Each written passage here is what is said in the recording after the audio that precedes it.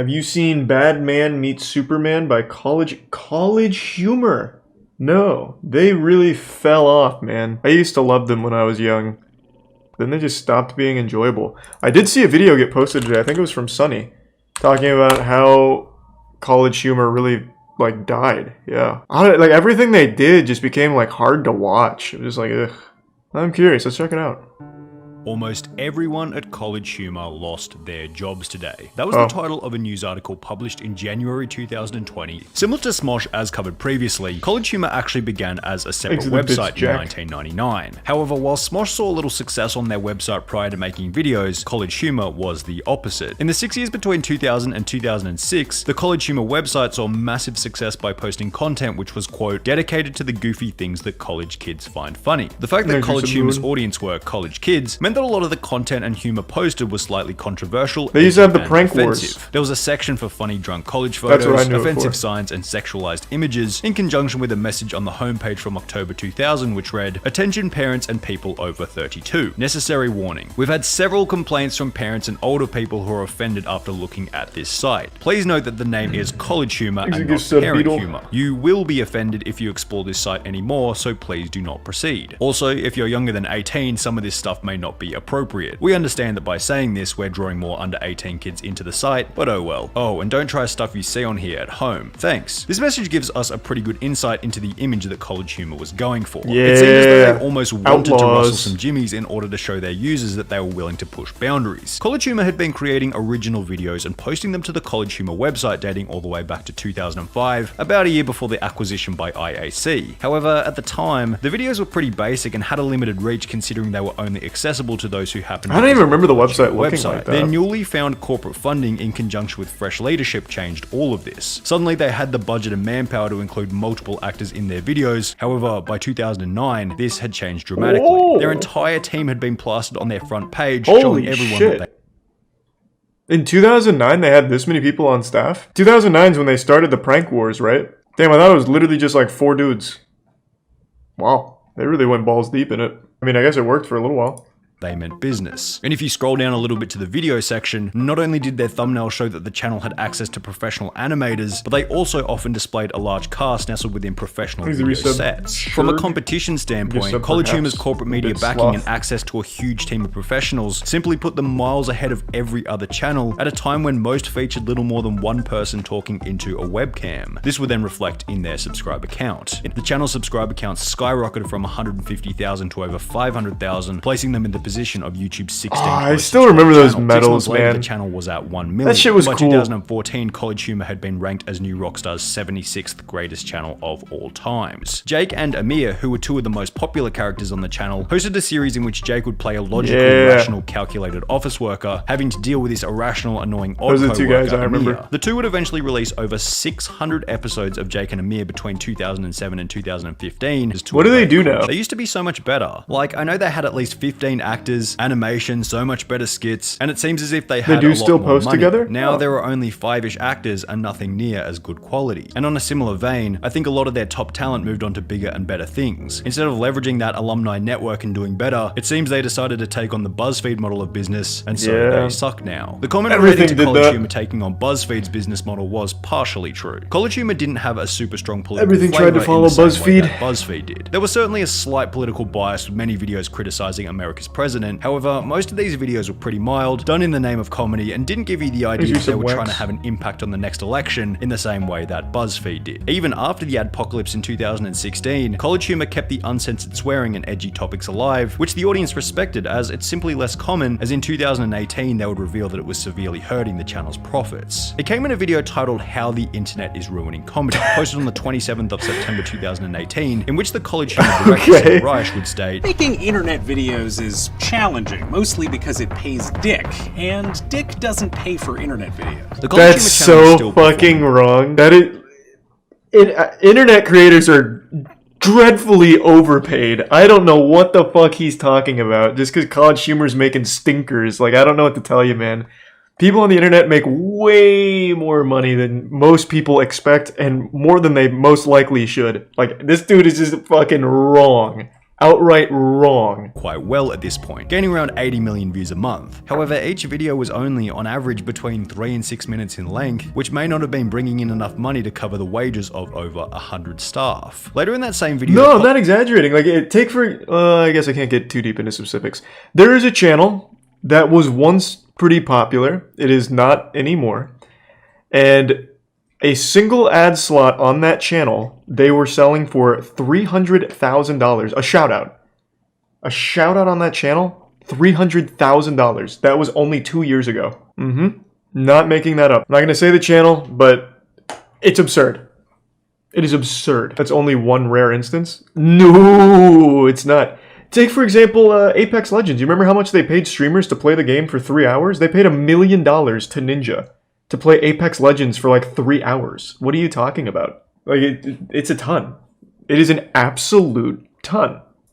CollegeHumor would add that nowadays many of our YouTube videos are deemed controversial and don't make any money. Showing that on top of the videos already being short, many of them weren't being monetized at all. For this reason, CollegeHumor would launch a third-party subscription website called Dropout, on which they could post all their uncensored content for free, marketing it as it's like Netflix, but worse. And cheaper. Now, it's incredibly difficult, if not impossible, to find data on how popular Dropout TV was the top get paid but bank, it didn't though? seem like it was Everyone a failure. gets There were paid comments on bank the on the introductory video over 2 years after Dropout's release stating, I have been subbed for the site since this video was released, and I haven't regretted it once. I really love these guys. Dropout is so worth it. There is so much to explore and deep dive, and I want to support everyone at CollegeHumor and keep them going and creating. Best purchase I have made in ages. It seemed as though Dropout TV was helping CollegeHumor get to a position of profitability.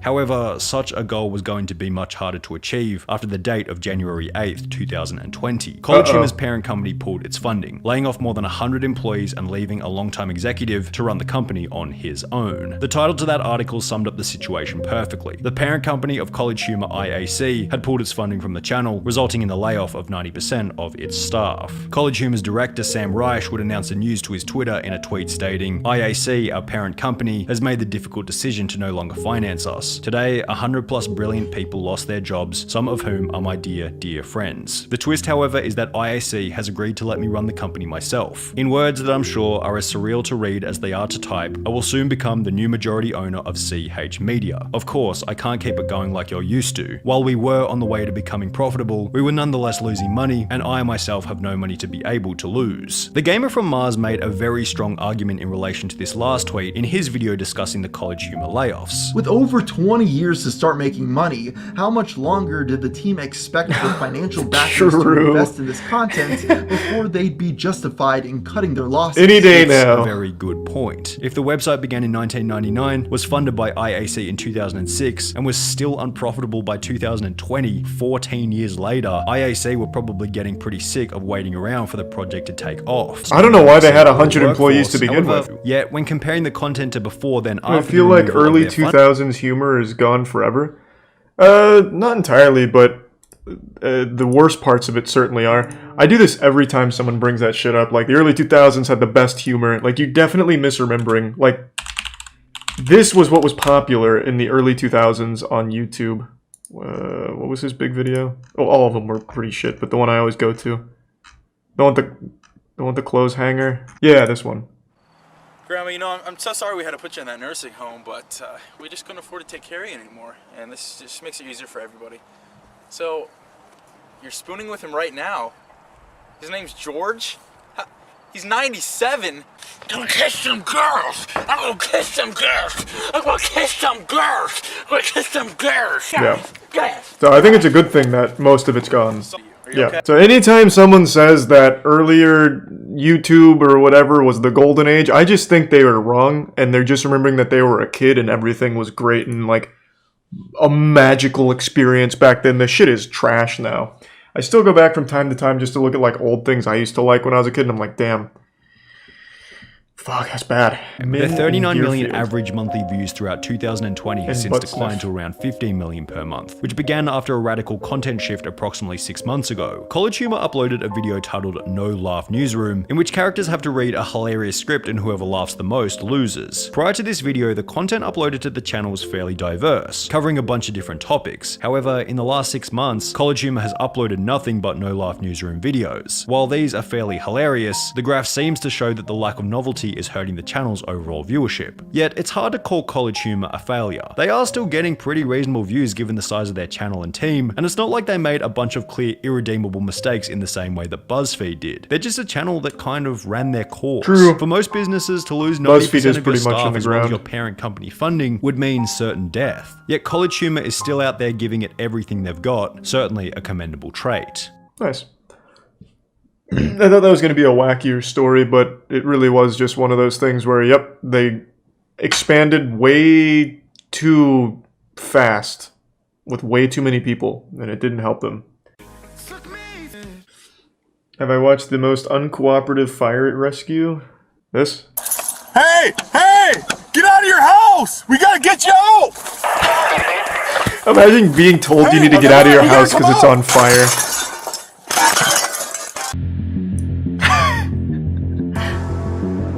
Hey! Fun fact, this song is royalty free.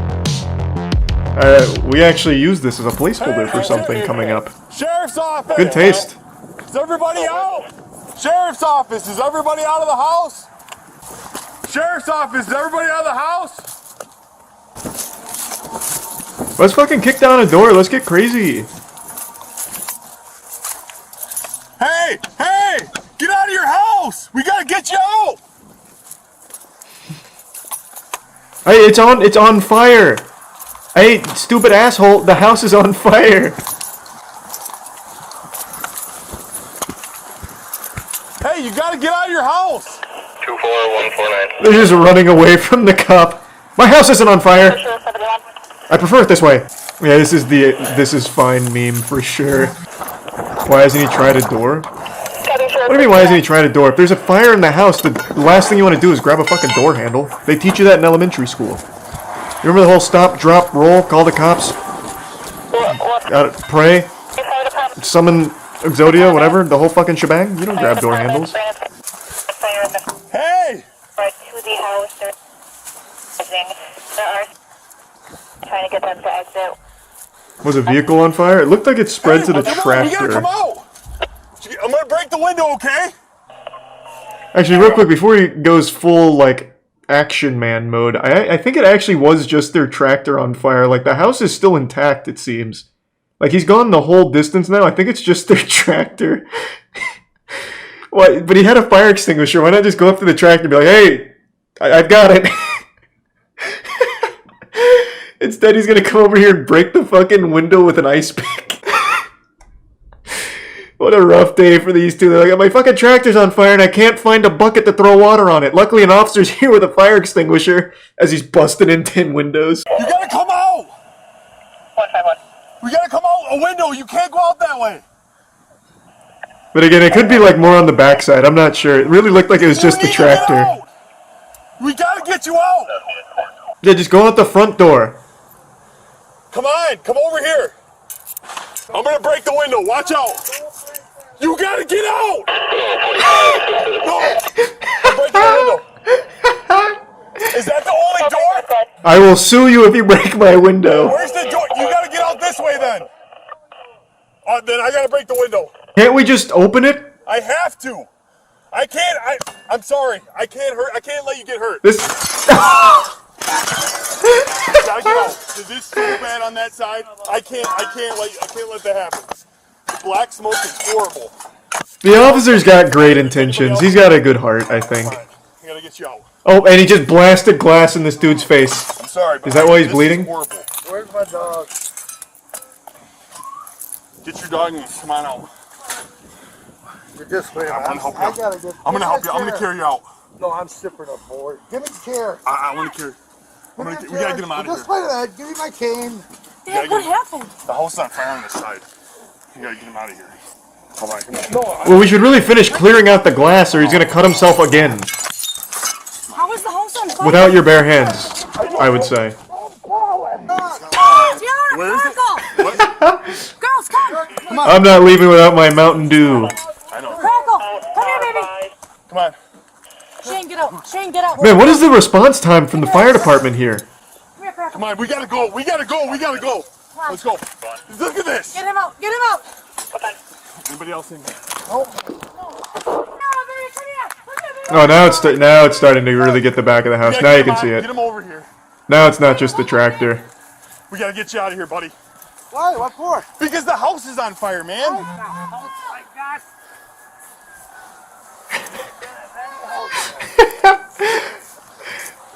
What the fuck do you mean? You set my house on fire? Man, the fire department is not getting here that quickly. I wouldn't say this is like super uncooperative. The guy just didn't even know his house was on fire. He was carrying the dog over here. Yeah, I don't think this was nearly as uncooperative as the title led me to believe.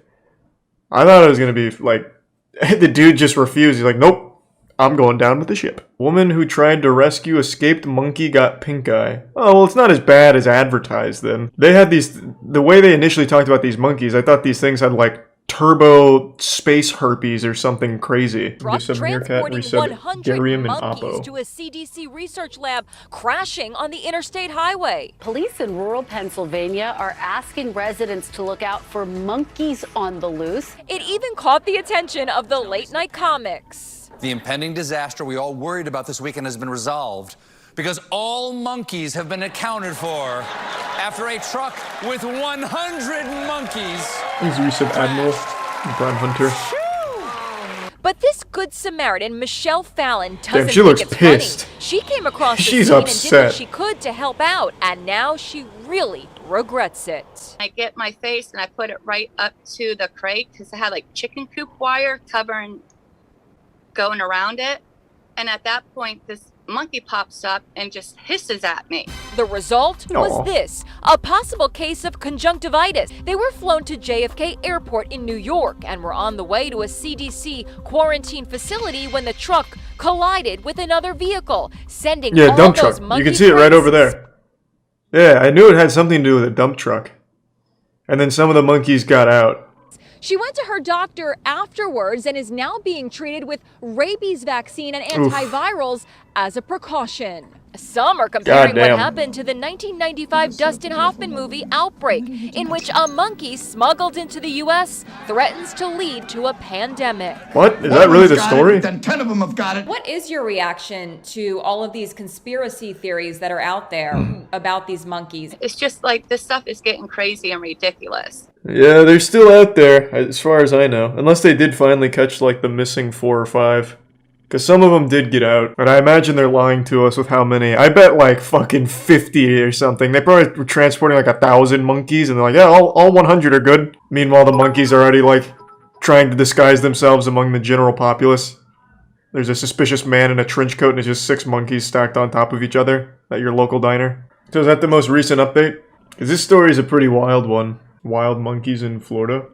I've already seen that. They're in like a sanctuary. It was because one guy really just wanted monkeys, so he brought in a bunch of monkeys and put them around a swamp. There are no true native wild monkeys to North America, but there are 3 species of monkeys that are running wild in North America. We watched a documentary about it. Might have been the Nat Geo one, I'm not sure. Yeah, basically just one dude was like, bro, I fucking love monkeys. So then he got a bunch of these macaque monkeys, or however you say this, just brought them to Florida, and then they just loved it. They just hung out. They're like, yeah, this is the shit. So now they just live in some area in Florida around like a swamp. There's an island in South Carolina that has monkeys from smuggling. Yeah, it's apparently a pretty common thing. Some people just love monkeys, and they just bring them over, and then the monkeys just, they hang out, they like it. And now there's going to be monkeys in Pennsylvania that are having like crazy superpower X-Men mutations or something, I don't know. Whatever those lab monkeys were doing. Okay, man gets charged by a gorilla. Oh, I've seen this. Everyone's seen this. One of the most extraordinary characters. I haven't seen that in a while. Forgot how intense that was. Alright, I'm gonna call it a night. I'm getting tired. Alright, everyone, thanks for tuning in. Oh, yeah, I forgot about cooking with Batman. Notorious and Oyster.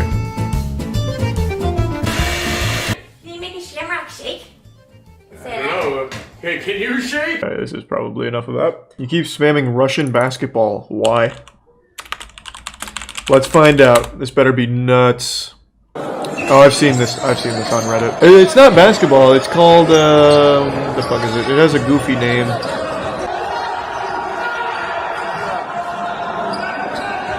No, it's not rug ball. It's definitely rugby plus, like, elements of basketball.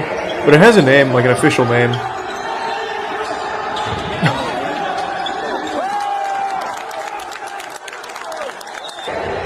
Is it rug ball? Is that actually what it's called?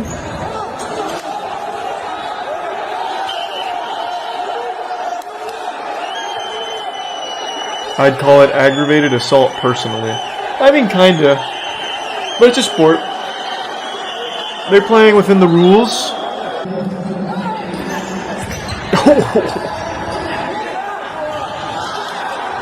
That had to hurt real fucking bad.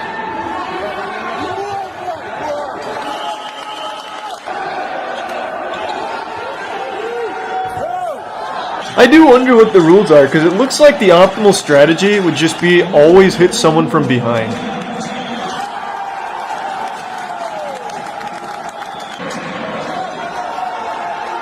Nice.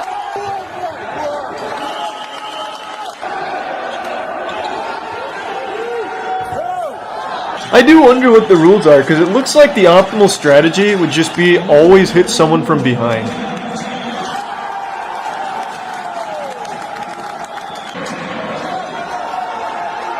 Nice.